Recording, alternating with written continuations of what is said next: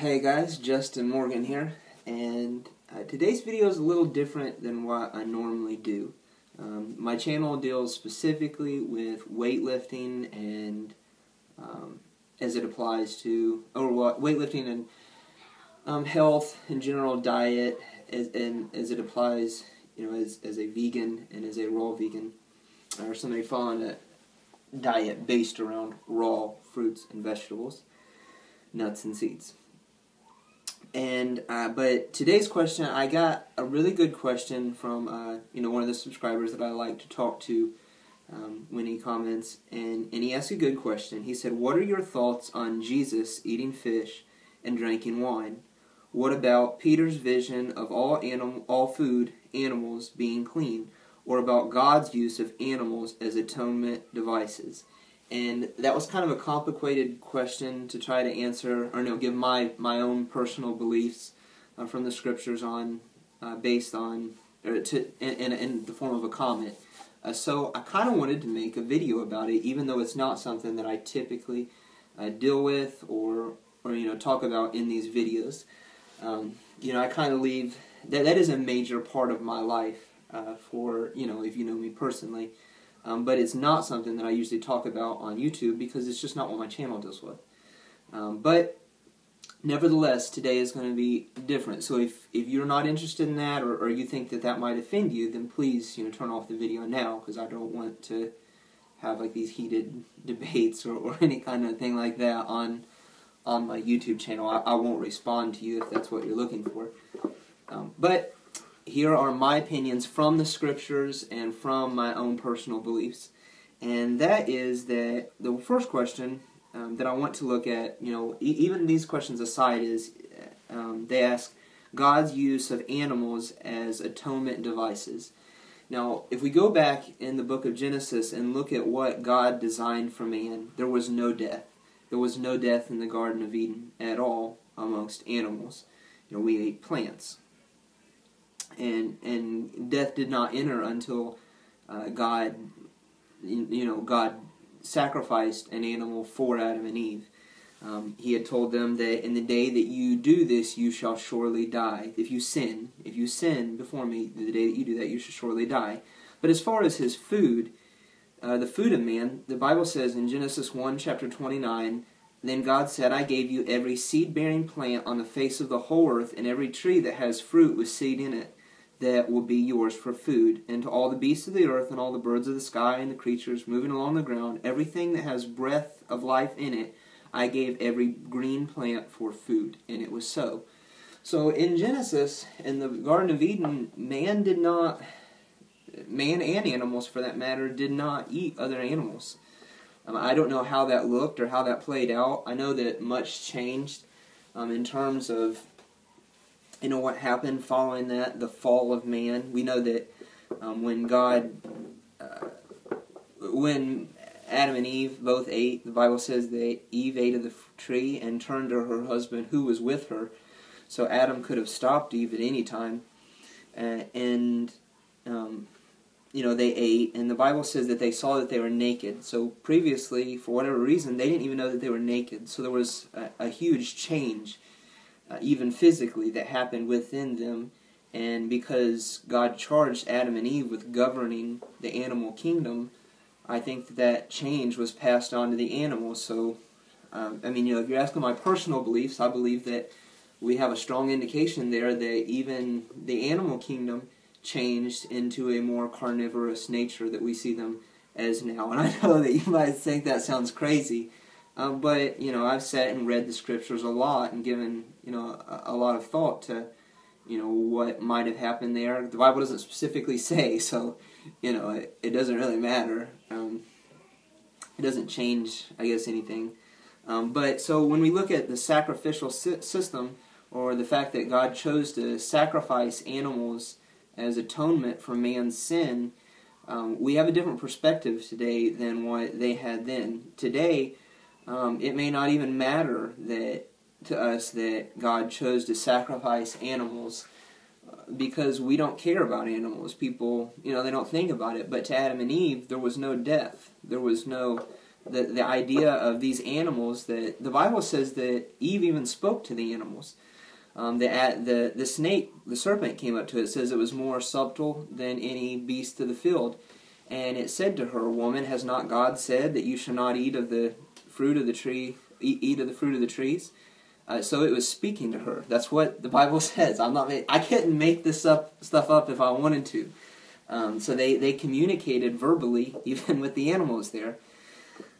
So the thought of killing them or sacrificing one of them for their sins was probably a horrific thought to Adam and Eve, and it was, I'd imagine, something that they didn't, really look forward to. It was a deep shame that they felt over something that they had done.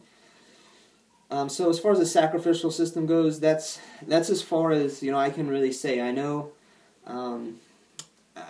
I can't remember his name off the top of my head, but from Torah Life Ministries, the raw vegan, raw foods guy, raw vegan, he's a Jewish believer in Jesus. I can definitely identify with that. But Ed Neeson, I think, that's probably not right. Somebody go ahead and comment below if you know his name. I know I'm messing it up. I've watched him before.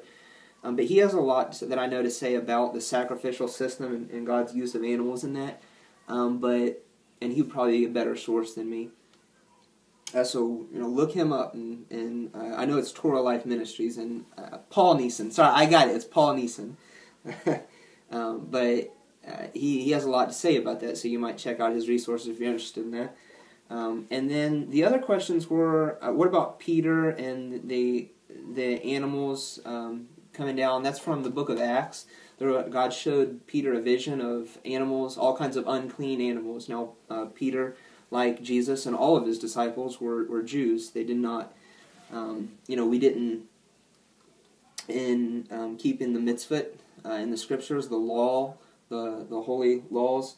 One of them is there are certain foods that are unclean. And when God was showing those, now it's also unclean for Jews to enter the house of a Gentile during times. You become ceremonially unclean at that time, and you are not able to enter into the temple as a result of it without purifying yourself in the mikveh pool.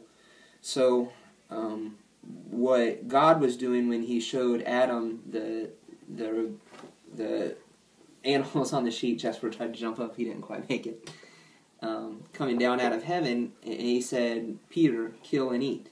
Well, the point of the whole thing was not that had nothing to do with animals. The point was that God was telling Peter to go into the house of the Gentiles to preach the message of Jesus Christ. And that's exactly what happened. So, it's not like I'm, getting this out there theory. The Bible says that immediately after Peter had that vision, that the Gentiles came to the house and asked Peter to go preach to I think it was Cornelius. No, that's not Cornelius. I'm sorry, I don't remember the guy's name. He was a centurion or a leader of some kind of government official or something, and he had heard the message of Jesus, and he wanted Peter to come preach to them and tell them more about this message of Jesus Christ. And so Peter did, although Peter wouldn't have gone to his house before because he wouldn't have entered the house of an unclean man. It was not acceptable to do that. So that really had nothing to do with food. That was only to do with Peter accepting the Gentiles. It was God's way of showing him, "I need you to do this. This is not bad. You can enter Gentiles' houses."